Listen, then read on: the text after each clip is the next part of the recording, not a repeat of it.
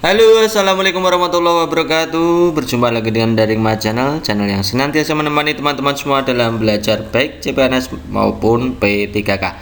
Oke, kita masih melanjutkan untuk materi pedagogik yang dari SIM Kemdikbud ya, SIM guru belajar ya. Kompetensi teknis bidang pedagogik yang bersumber dari LMS SIM guru belajar bagian keempat nih teman-teman ya. Desain pembelajaran ini sebagai modal karena kelihatannya besok pagi teman-teman sudah mulai mengikuti tryout ya teman-teman ya.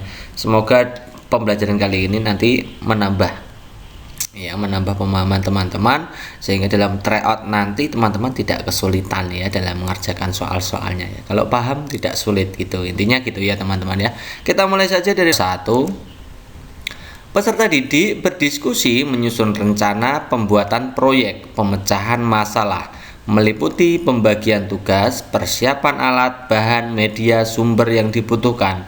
Aktivitas pembelajaran di atas merupakan model project based learning. Pada sintak apa? Apakah pertanyaan mendasar? Apakah menyusun jadwal pembuatan, mendesain perencanaan produk, atau memonitoring keaktifan dan pengembangan proyek? Nah ini teman-teman kita sudah pernah bahas ini ya pada video di teknis part ke-11 kalau tidak salah ya. Jadi pembelajaran model-model pembelajaran kontemporer itu teman-teman harus hafal ya, itu intinya harus hafal pembelajaran kontemporer. Apa saja? Ya project based learning, problem based learning, discovery learning, inquiry learning, itu yang paling penting itu. Ya teman-teman bisa menghafalkan sintaknya ya. Nah untuk menjawab soal nomor 1 ini tentang project based learning ya. Project based learning itu sintaksnya seperti apa? Ya ini saya kasih gambarannya seperti ini ya. Ini sintaks project based learning itu. Ada 6 langkah dan ini ada aktivitas yang dilakukan oleh guru dan aktivitas yang dilakukan oleh siswa pada masing-masing sintaks atau langkah pembelajaran. Yang pertama ada pertanyaan mendasar. Itu guru menyampaikan topik, mengajukan pertanyaan bagaimana cara memecahkan masalah. Sementara siswanya, itu kegiatan siswa yang dilakukan oleh siswa itu mengajukan pertanyaan mendasar. Apa yang harus dilakukan peserta didik terhadap topik pemecahan masalah? Jadi pertanyaan mendasar itu siswa atau peserta didik itu mengajukan pertanyaan mendasar apa yang harus dilakukan terhadap topik. Kemudian mendesain perencanaan produk. Itu yang dilakukan siswa apa? Sebelah kanan ya, kita langsung baca yang dilakukan siswa. Itu kalau mendesain perencanaan produk itu peserta didik melakukan diskusi atau berdiskusi, menyusun rencana pembuatan proyek pemecahan masalah meliputi pembagian tugas, persiapan alat, bahan, media, sumber yang dibutuhkan. Itu masuknya di desain perencanaan produk ya. Kemudian menyusun jadwal, itu peserta didik berarti menyusun jadwal penyelesaian proyek, memperhatikan batas waktu yang ditentukan karena ini ciri khas dari project based learning itu proyeknya ada batasan waktu. Kemudian monitoring keaktifan dan perkembangan proyek. Kalau monitoring keaktifan itu yang utama yang dilakukan oleh guru, memantau keaktifan peserta didik selama melaksanakan proyek, memantau realisasi perkembangan dan membimbing jika mengalami kesulitan. Sementara siswanya yang melakukan pembuatan proyek sesuai jadwal, mencatat setiap tahapan, melakukan diskusi masalah yang muncul. Itu masuknya di monitoring keaktifan dan perkembangan proyek. Kemudian langkah kelima itu adalah menguji hasil. Nah, pada kegiatan menguji hasil itu yang dilakukan guru adalah guru berdiskusi dengan prototipe proyek ya, memantau keterlibatan peserta didik, mengukur ketercapaian standar. Itu tahap menguji hasil. Apa yang dilakukan siswa ketika tahap menguji hasil?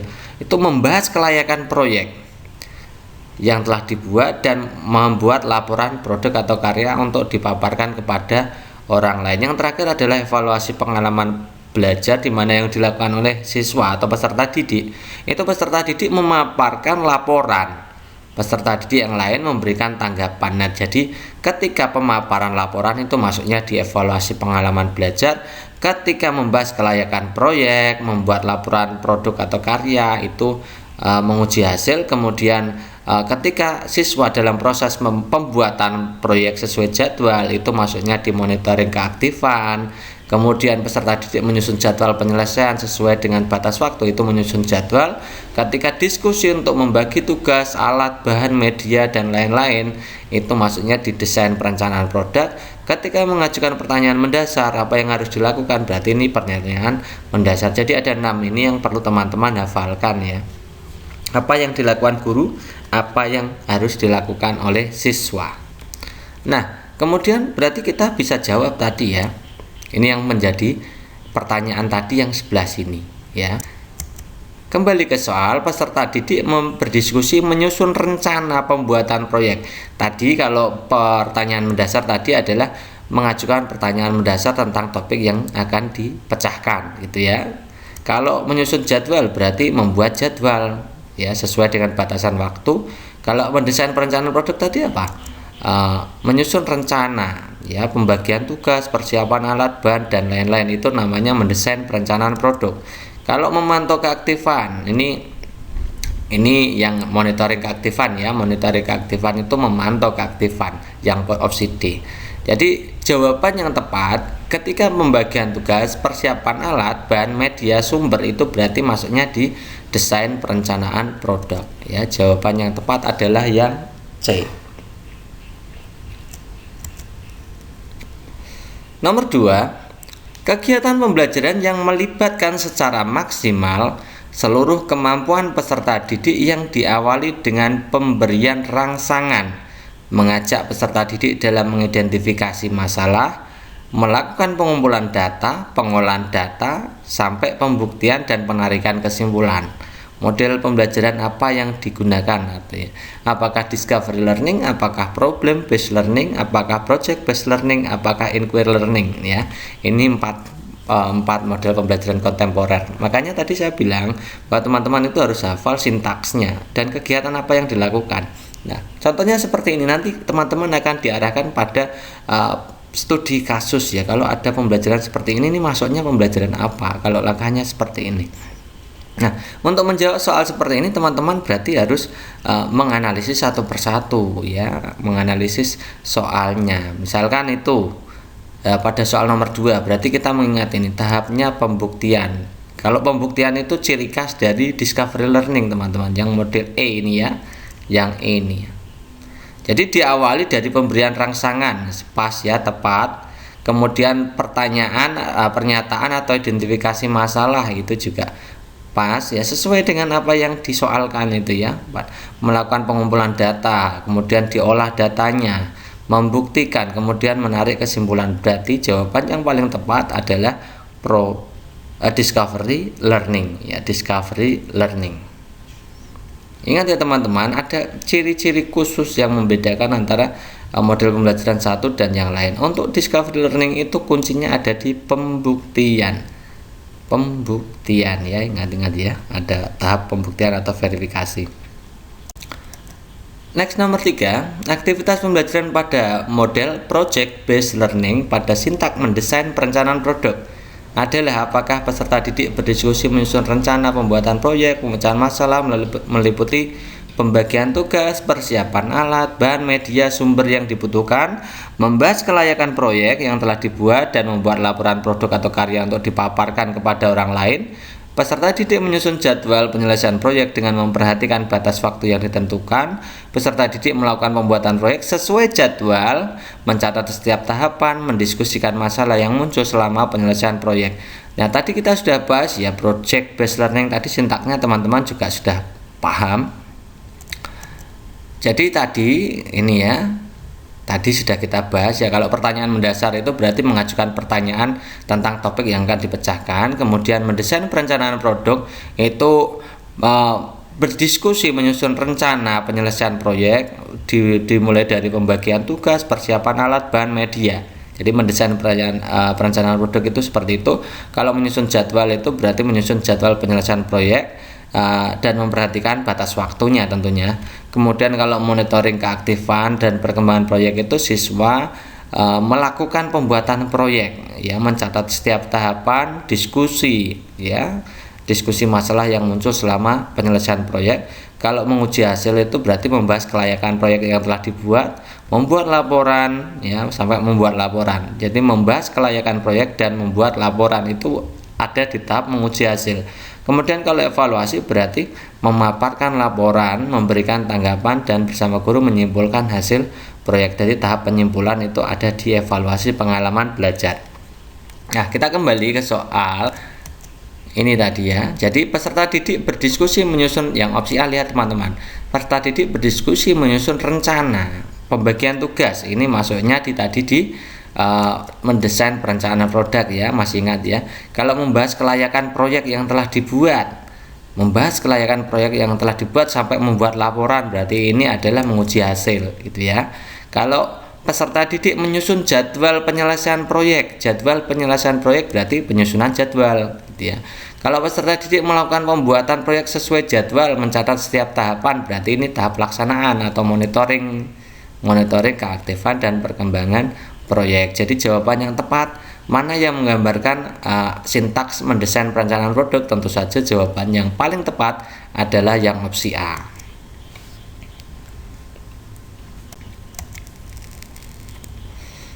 Next, nomor 4. Peserta didik berdiskusi menyusun rencana pembuatan proyek pemecahan masalah, meliputi pembagian tugas, persiapan alat, bahan, media, sumber yang dibutuhkan. Aktivitas pembelajaran di atas merupakan model project based learning pada sintak apa? Nah, tadi kita sudah bahas juga ya ini ya. Ini diulang-ulang sekali ya. Kalau pertanyaan mendasar mengajukan pertanyaan, kalau menyusun jadwal itu penyusunan jadwal proyek sesuai batasan waktu. Kalau desain perencanaan produk itu menyusun rencana sampai pembagian tugas, persiapan alat bahan, dan lain sebagainya.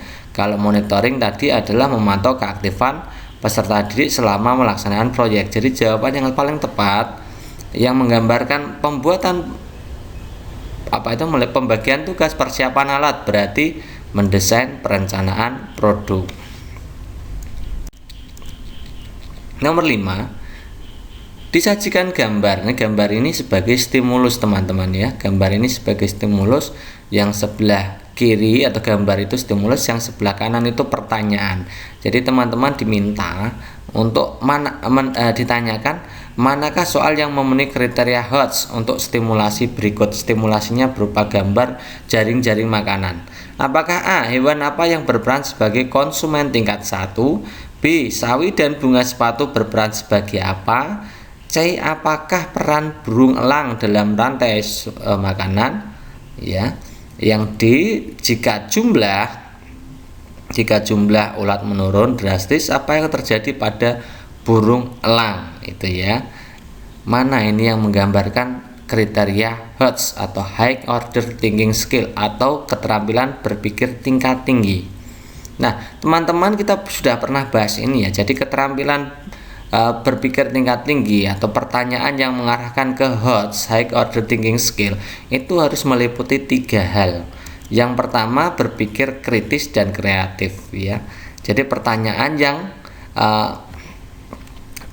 dalam menjawabnya harus berpikir kritis dan juga kreatif. Yang kedua, adanya transfer knowledge terutama di level C4, C5, C6.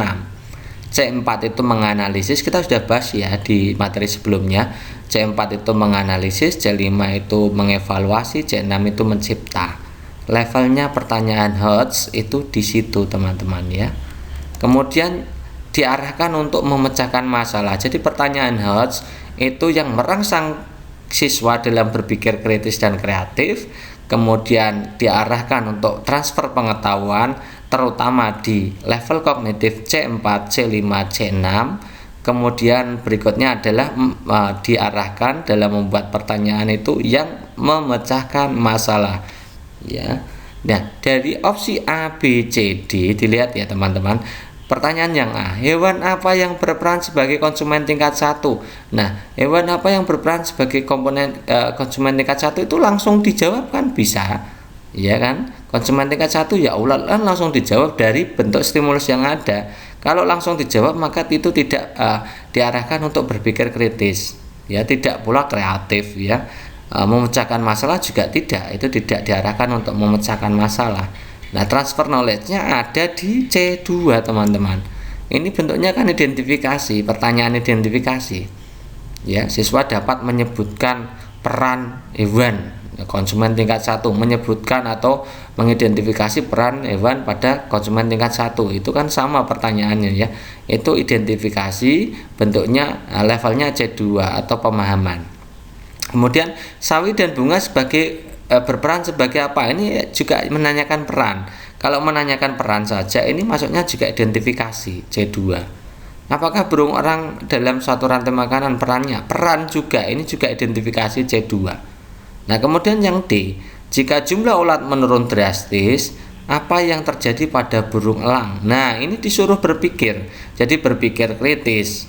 Ya, apa yang terjadi ya kalau misalkan ulat itu turun? Nah, ulat turun nanti akibatnya burung pipit juga turun. Kalau burung pipit turun, maka akibatnya apa? Elang juga turun karena burung pipit itu makanan dari elang kan gitu. Berpikirnya tidak langsung bisa menjawab dari stimulus ya, tapi harus difikirkan dulu dan juga harus kreatif ya. Kemudian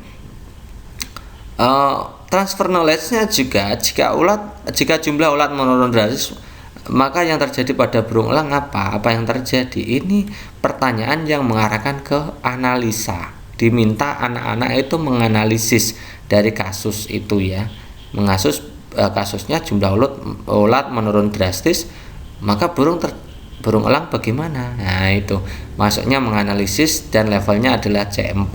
Jadi antara opsi A, B, C, D ini yang paling bagus, yang paling pertanyaan yang hot, memenuhi kriteria hot ya tentu saja yang D.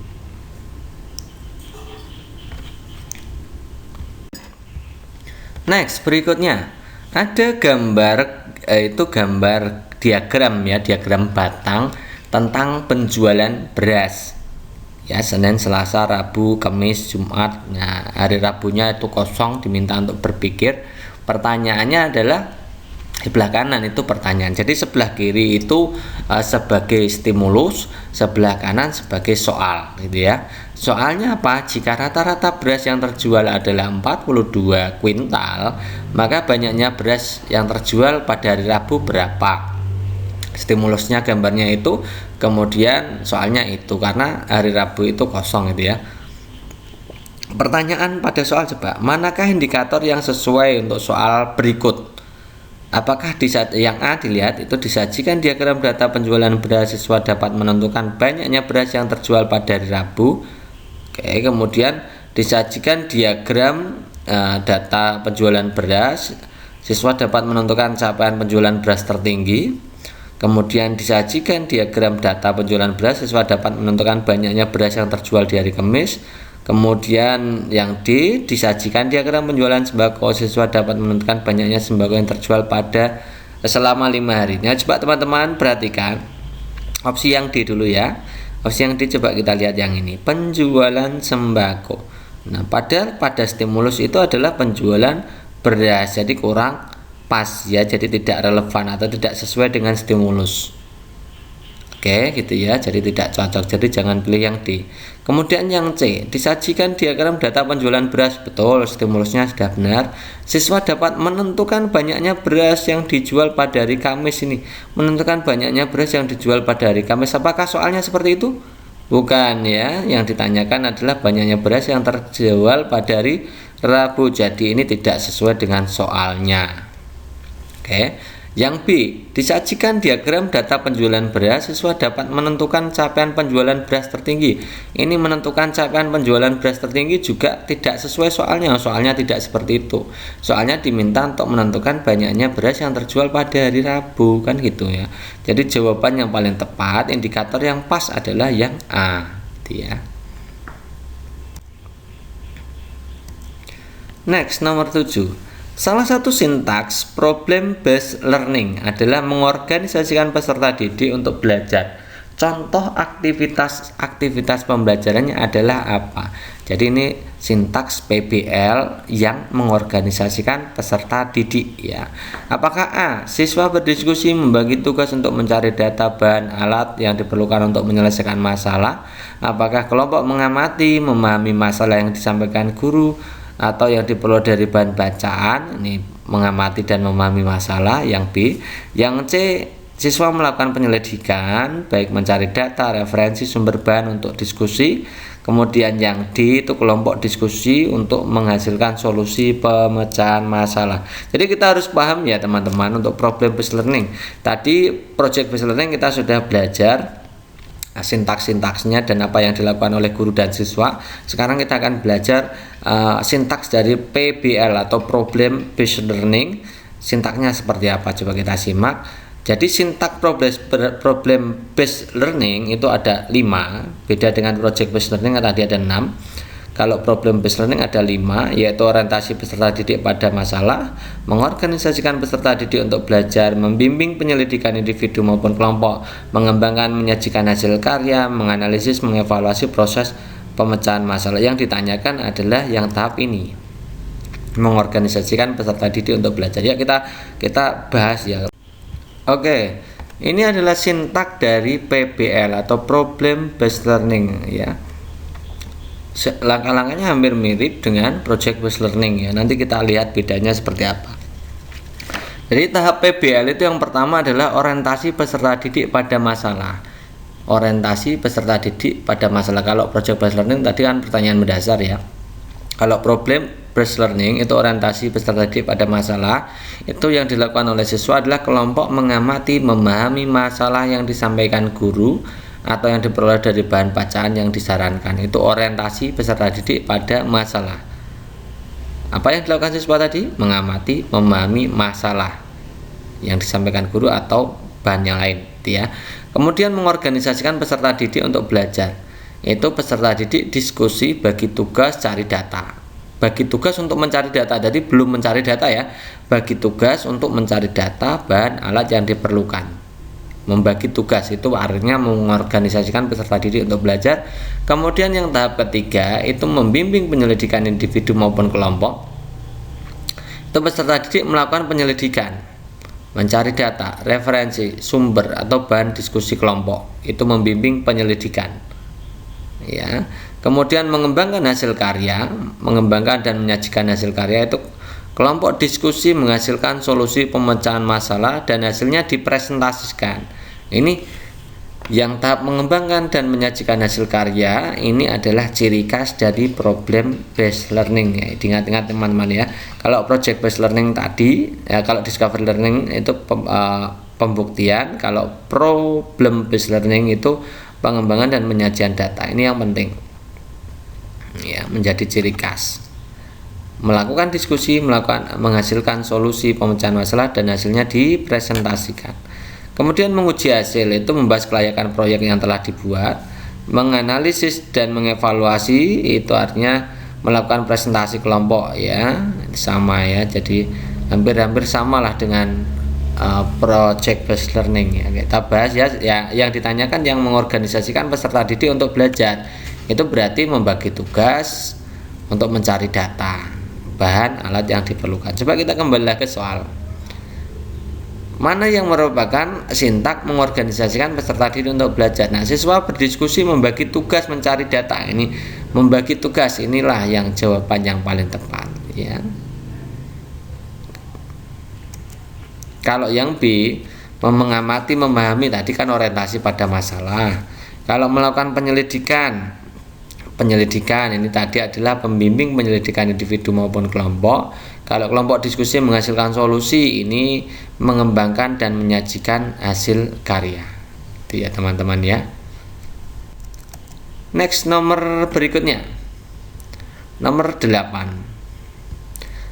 Di tengah giatnya pemerintah membangun infrastruktur di mana-mana, ratusan pelajar di Kecamatan Tampu Bulu Maros, Sulawesi Selatan harus berjuang mati-matian dalam menuntut ilmu. Bahkan ada yang rela mempertaruhkan nyawa dengan berenang di sungai karena tidak ada akses jembatan di Bonto Matinggi ya.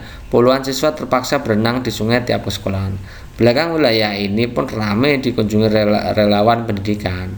Mereka tidak hanya dapat mengajar, bahkan mereka menggalang dana donasi untuk membantu perlengkapan sekolah, membangun mengajar yang layak ya.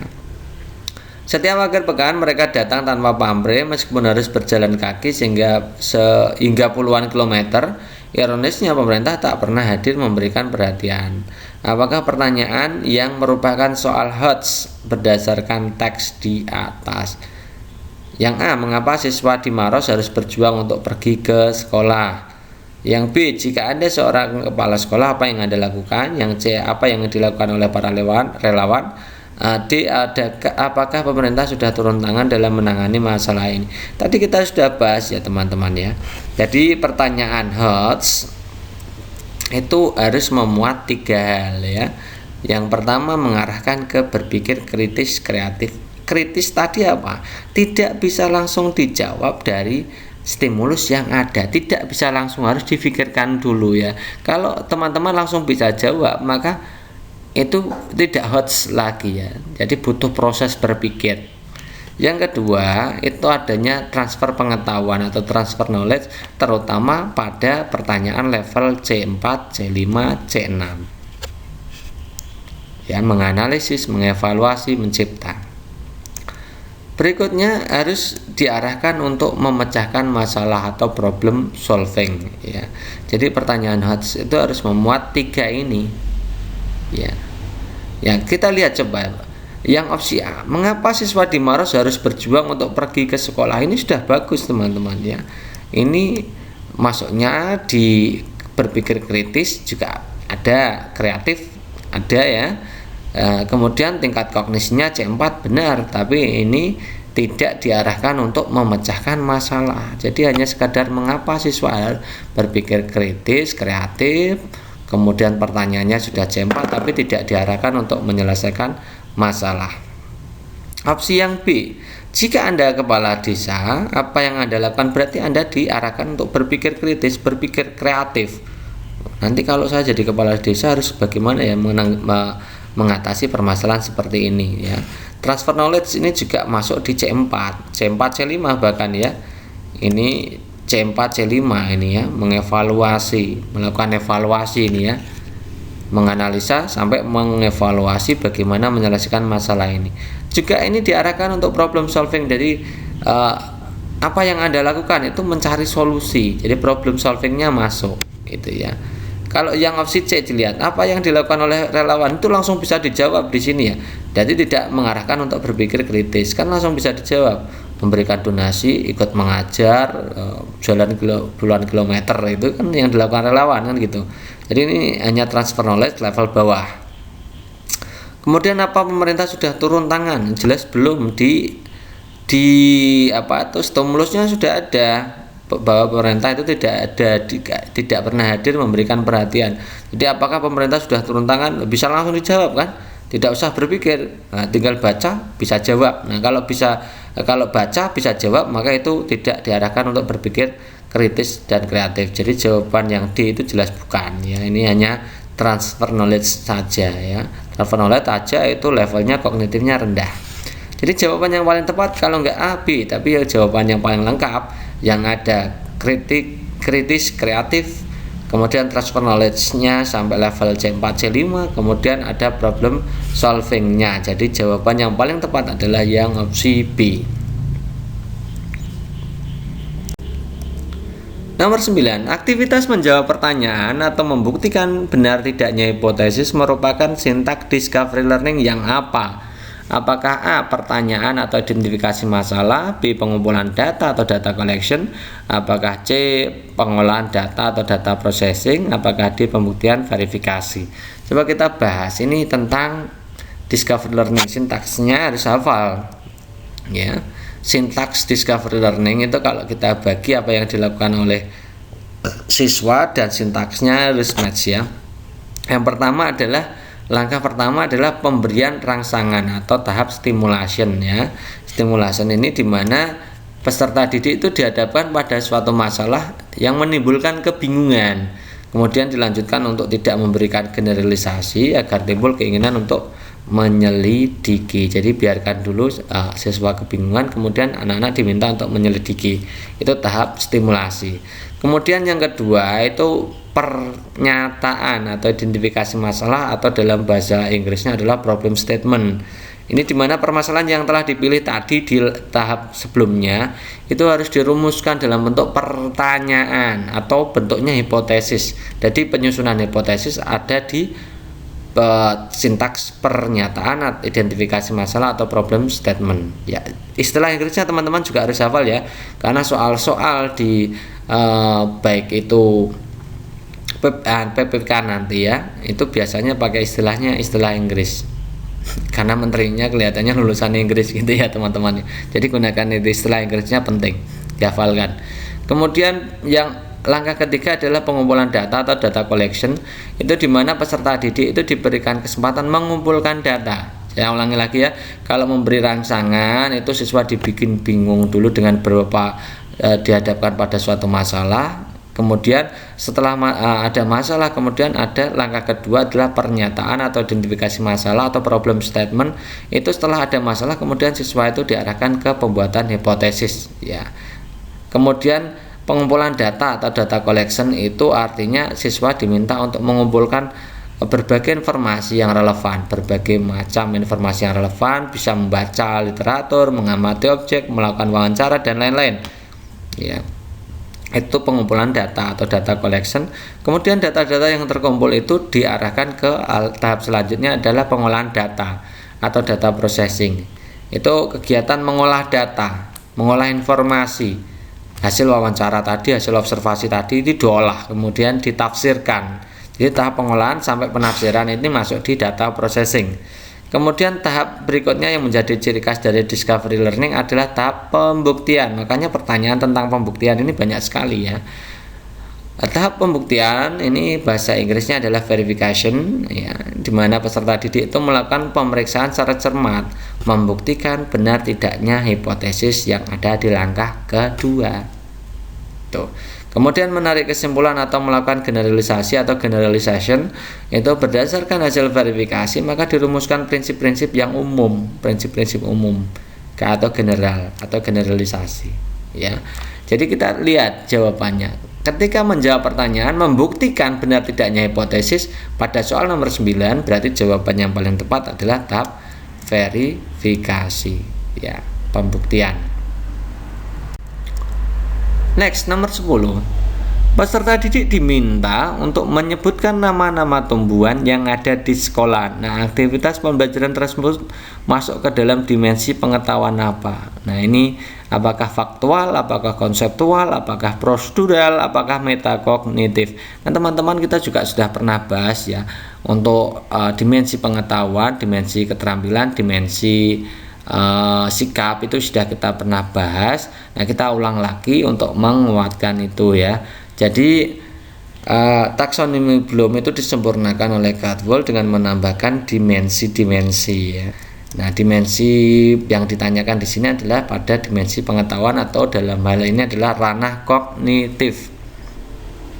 Pada ranah kognitif atau dimensi pengetahuan itu ada 4 ya dimensi pengetahuannya, yaitu pertama adalah faktual ya, kompetensi faktual.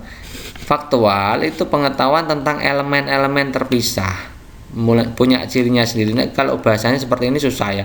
Artinya faktual adalah bab tentang terminologi, itu intinya. Terminologi, pengertian itu sama.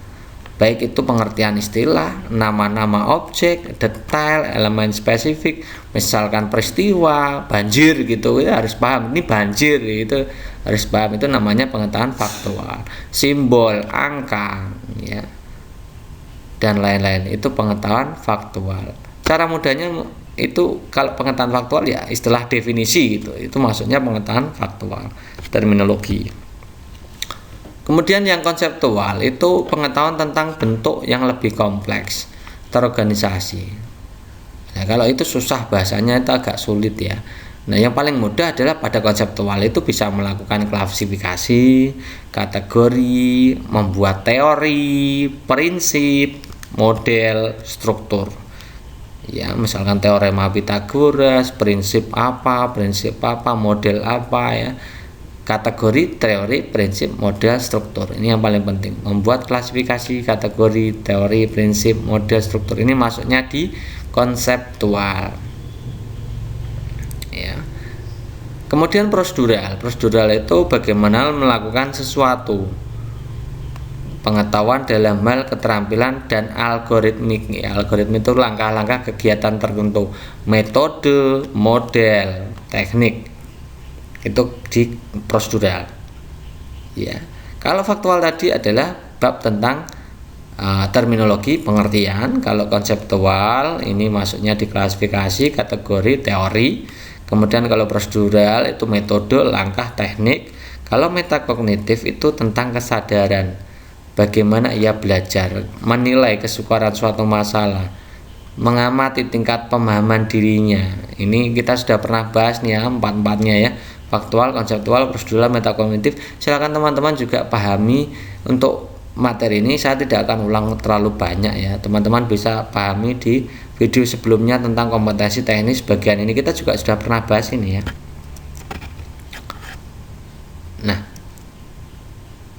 kalau menyebutkan nama-nama tumbuhan, ini mahoni, jati, dan lain-lain ya, itu berarti kan nama-nama objek. Ya, karena nama-nama objek maka ini termasuk jenis keterampilannya adalah keterampilan pengetahuan faktual, bukan keterampilan ya, pengetahuan faktual.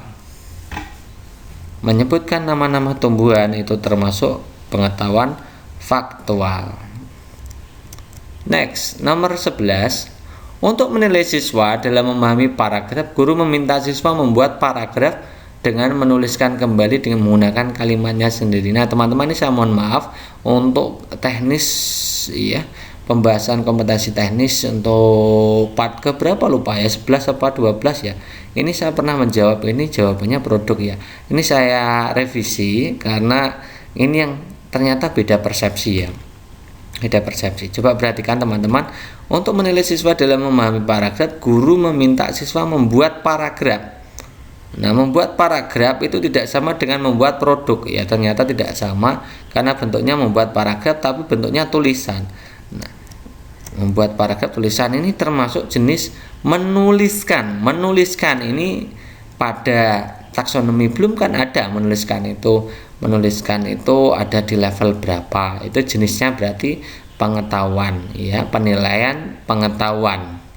Nah, coba kita lihat untuk opsi A. Penilaian praktik. Nah, penilaian praktik kan berarti penilaian keterampilan. Ya, ini penilaian keterampilan. Melakukan serangkaian kegiatan sesuai dengan prosedur atau pedoman kerja. Itu namanya penilaian praktik. Kalau penilaian produk itu menghasilkan produk, ya, membuat produk, menghasilkan karya. Ini juga penilaian keterampilan. Kalau tes tertulis itu menilai pengetahuan dengan serangkaian pertanyaan tertulis. Ini penilaiannya pengetahuan. Kalau tes lisan itu mengungkapkan jawaban lisan, ini juga pengetahuan. Pada soal nomor 11 itu yang ditanyakan adalah penilaian pengetahuan karena meminta siswa membuat paragraf dengan menuliskan kembali. Pengetahuan dalam hal menuliskan. Menuliskan berarti tertulis bukan lisan ya. Jadi jawaban yang paling tepat adalah yang tes tertulis. Nomor 12. Perhatikan contoh soal HATS di bawah ini. Pemerintah Indonesia pernah menerapkan program transmigrasi terutama dari Pulau Jawa untuk mengatasi masalah kependudukan. Kini transmigrasi dianggap sudah tidak relevan lagi karena kita menganggap penduduk itu beban. Yang kita pikirkan adalah transmigrasi dari ke luar ya.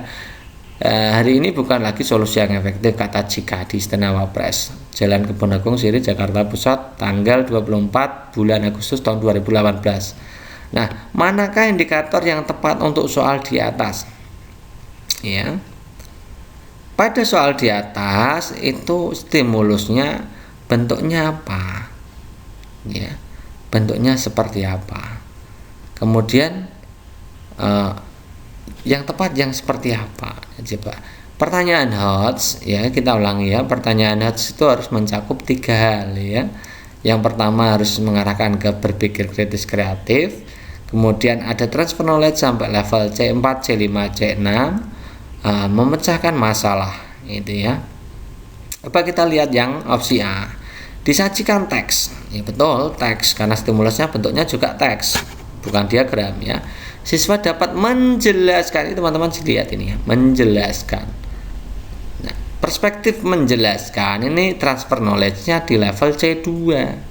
Kan teman-teman sudah pernah paham ya, level-level itu sudah ada, lihat sebelumnya, video sebelum ini ya.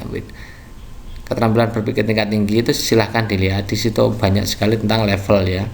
Kemudian yang B, disajikan kasus tentang kependudukan, benar tidak? Benar, stimulusnya benar. Siswa dapat menjelaskan lagi ya, ini menjelaskan berarti transfer knowledge levelnya C2. Disajikan teks kependudukan, benar, stimulusnya ada benar. Siswa menyebutkan faktor, menyebutkan ini malah levelnya C1. Oke. Kemudian yang D, disajikan permasalahan kontekstual ya, ini memang benar masalah kontekstual ya. Tentang kependudukan, siswa dapat menyelesaikan permasalahan tersebut menggunakan konsep kependudukan. Ini menyelesaikan masalah ini transfer knowledge levelnya C4 C5. Dan juga ini tentu saja cocok dengan pertanyaan HOTS.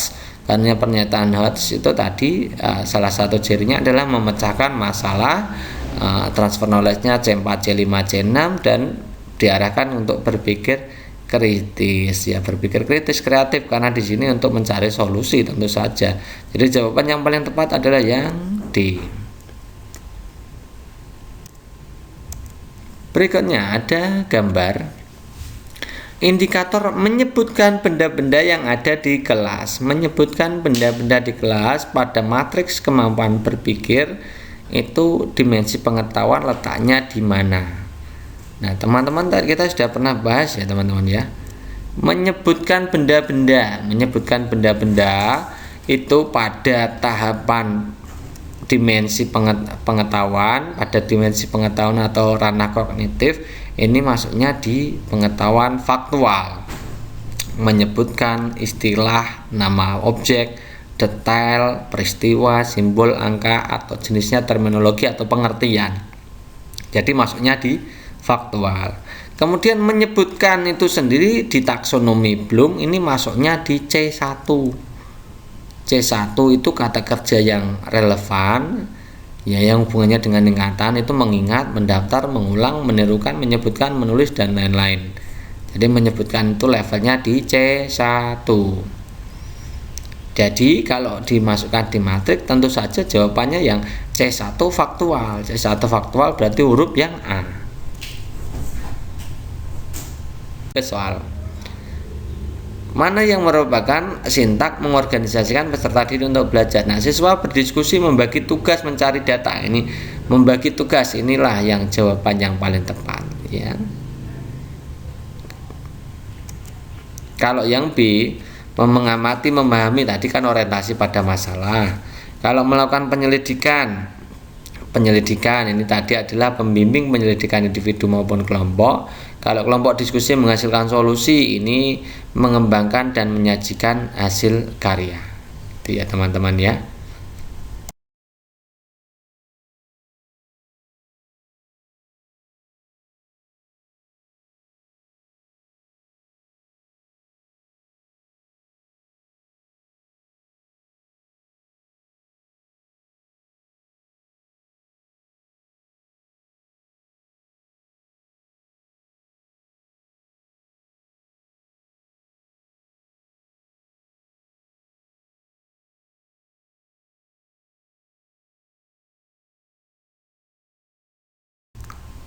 Nah teman-teman, itu sekian dulu ya, kita sudah bahas panjang lebar tentang desain pembelajaran. Apabila ada pertanyaan silahkan masukkan di kolom komentar ya. Bagi teman-teman yang agak bingung, masuk di kolom komentar, kemudian kasih pertanyaan di situ, nanti insya Allah kita respon ya. Semoga untuk pembelajaran kali ini membawa manfaat untuk kita semua, mempersiapkan diri untuk menghadapi seleksi P3K. Semoga teman-teman semua yang hadir menyaksikan video ini semuanya lolos di tahap 1 2021. Amin ya. Terima kasih, cukup sekian. Assalamualaikum warahmatullahi wabarakatuh.